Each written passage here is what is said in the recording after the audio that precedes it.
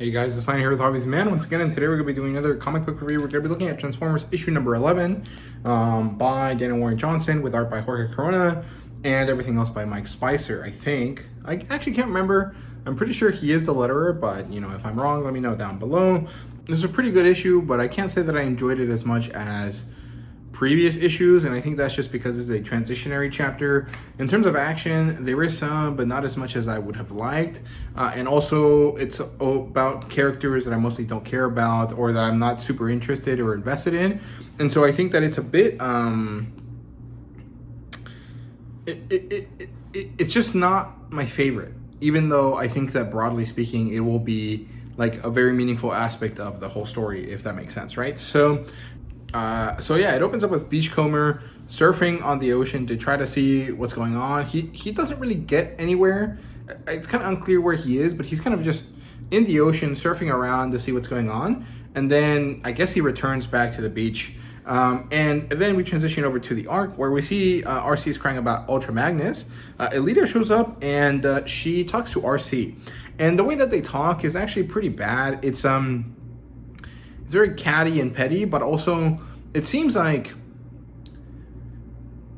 it's mostly anger on the side of Elita, right? She's basically like upset that, you know, she was left behind compared to all of the other Autobots that we've seen, and I guess that's fair. But also, like, it's not easy for the other Autobots either, right? And so she makes RC mad, and so RC punches the hell out of Elita, and then she backs off and she kind of goes away, right? RC tells Carly what happens when Shockwave gets you. Basically, it's torture of immeasurable pain, and because the Transformers can't really die, or, you know, unless like something really, really bad happens or they get completely destroyed, they can't really die. It's basically endless torture, right? And so this is very, very bad. And Ultra Magnus is being prepared to be rehealed or to be rebuilt, and so they're kind of doing work on him, but it's not going the way that they need it to, and also it's very taxing in terms of resources, right? So I think it's Wheeljack that tells Optimus, hey, we can heal him, but if we do that, we waste all the resources that we could actually use instead to wake up 3 other Autobots, right? Or, you know, I can't remember what number it was. It was some arbitrary number. But the idea is we can restore him to 100% and waste all of our resources, or we could kind of heal 4 other people, you know, 3 or 4, maybe 5 other people kind of badly, but they would be alive and we would have more numbers, right? And so it's kind of a what would you prefer? Ultimately, I think probably Ultra Magnus would be a better choice. Like, healing him completely would be better, right? Because he's a larger Transformer, he has more battle prowess, and he's an older kind of character, right? But we get to learn that that's actually not the case later, right? That it was not actually the best choice.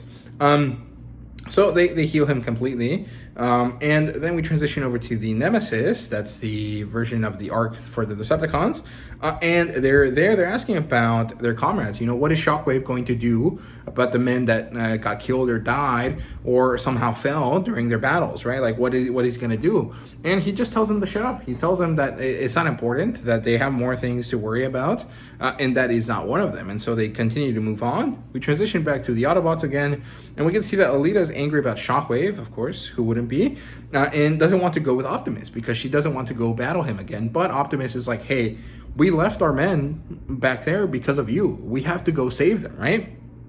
And Optimus manages to talk her down, and I think it's mostly because she's mad that he would go back for them at this point, but he wouldn't go back for Elita and Ultra Magnus back then, right? It's unclear what their situation was, but it's clearly very different. And Elita is just being very unreasonable, right? But he manages to talk her down and convince her that they should go get those guys, right? So they prep for battle, and Skywarp then turns out to be turning around to being on their side. Not exactly, but it's more like he doesn't like Shockwave, and it seems like the Autobots have managed to convince him that they care about him as an individual more than anyone else in the Decepticons have, at least the leadership, right? So he's willing to help them out a little bit, right? So he teleports them onto the Nemesis because Skywarp has teleporting abilities, and Carly wants to go, but she's left behind because she can't actively fight against, Transformers as a little tiny human.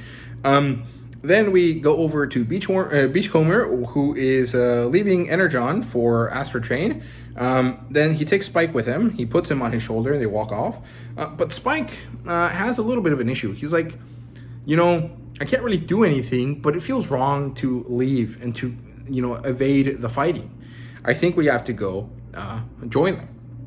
And Beachcomber doesn't really want to do this, but we don't get to see what happens there, right? So, yeah, then we come back to Shockwave, who is torturing Jazz and Cliffjumper, and then the Autobots transition in or teleport in, and Shockwave grabs Cliffjumper as a shield. He's holding him. He calls the Devastator all up, and he shows up.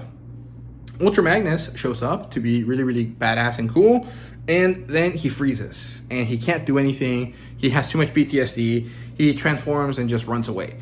And so we get to see that it was not for the best to heal him, because at this point the torture has gotten to him, and that's where it ends. And it was really awesome bit of artwork there in the last couple pages. It was really, really good, but it does feel like, oof, there was a big waste of resources here. And it does kind of have like a very transition kind of chapter vibe to it, and so it wasn't all that exciting to me, but it's not bad. This is issue 11 out of, I think, 24. There might be more, but as far as I remember, in a recent interview, Dana Warren Johnson has said that his run is going to be 24 issues, so we're nearly halfway there, and I'm really curious to see what's going to happen afterwards, right? So, yeah, at this point, I'm just excited to see where this second arc culminates, more so than I'm interested in learning about Alita and Ultra Magnus, because I don't really care. I like my, simple 5-man Transformers group with the 2 human characters more than I care about expanding the larger amount of characters. I think Alita's an interesting character. I just, she's like way too angry for me. Like, I understand the background and the reasons why she's like that, but it's just not a character that I'm finding myself all that, interested in. I think Ultra Magnus is a lot more interesting because he has this connection with a bunch of other characters, and also because at this point he's dealing with something that, as far as I remember from my experience with Transformers, has not really been looked into. I'm sure that, the previous IDW Transformers run has eventually dealt with, mental health of robots, but I've never seen it. So to me, that's a lot more compelling and interesting than Alita being an angry, person that hates war, even though she's quite good at it, right? So yeah, overall, good issue. I don't give issues star ratings, but if I did, it's probably be like a 3.5 out of 5 or something like that. It's not the best, it's not the worst.